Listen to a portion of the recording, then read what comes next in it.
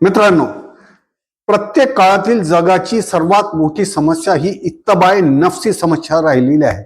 इत्तबा म्हणजे अनुसरण, नफ्स म्हणजे मन.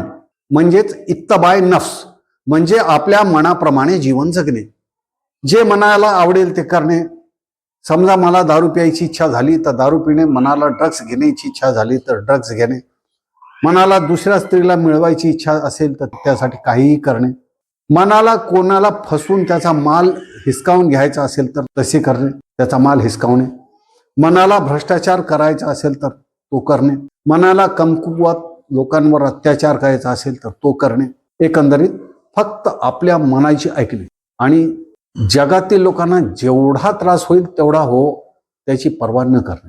प्रत्येक युगात जगातील खराबीची सुरुवात याच माध्यमातून झालेली आहे आणि यामुळेच ती अजूनही चालू आहे.